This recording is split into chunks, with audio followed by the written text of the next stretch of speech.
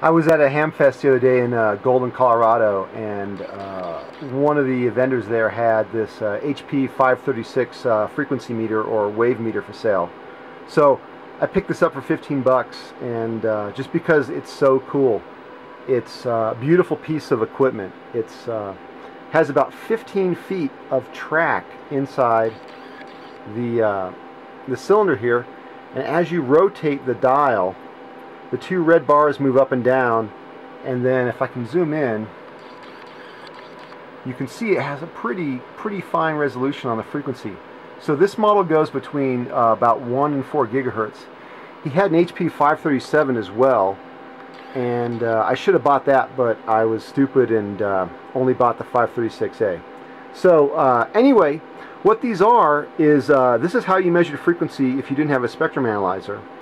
And so basically it's a transmission line at the bottom of the device, and then there's a tuned cavity in here that you adjust the size of the cavity by moving the knob.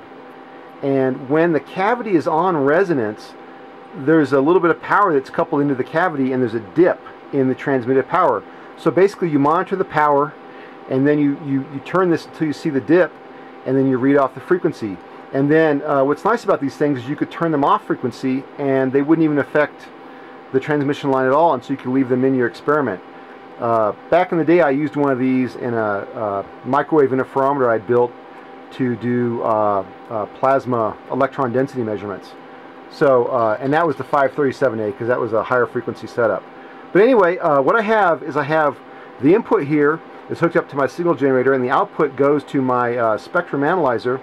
And so we can just demonstrate how this device works. So let me move the camera. Okay, so here's the setup. I have a signal generator down here, and then I have a spectrum analyzer. I'm going to set the signal generator to 2 gigahertz. And if we go and look at the spectrum analyzer, put the marker to the peak, you can see that we're at 2 gigahertz here. So let me see if I can focus. And what I'm going to do is I'm going to turn the wave meter knob until we see a dip on the spectrum analyzer.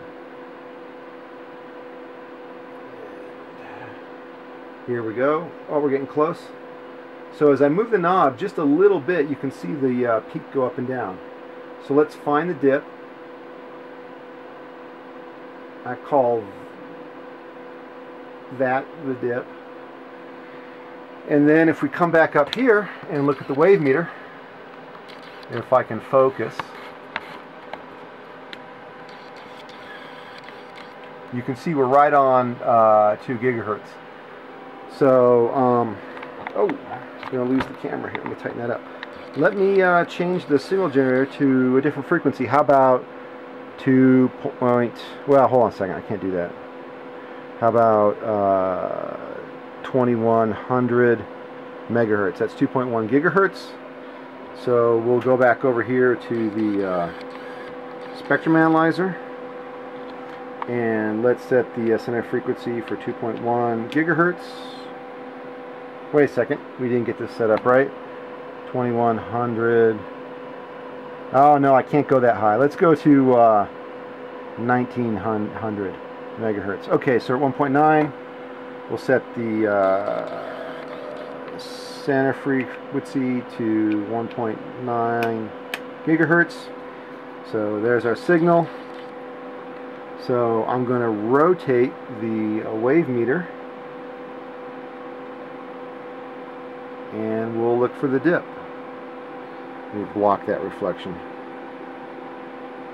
There's the dip. It's only a few dB.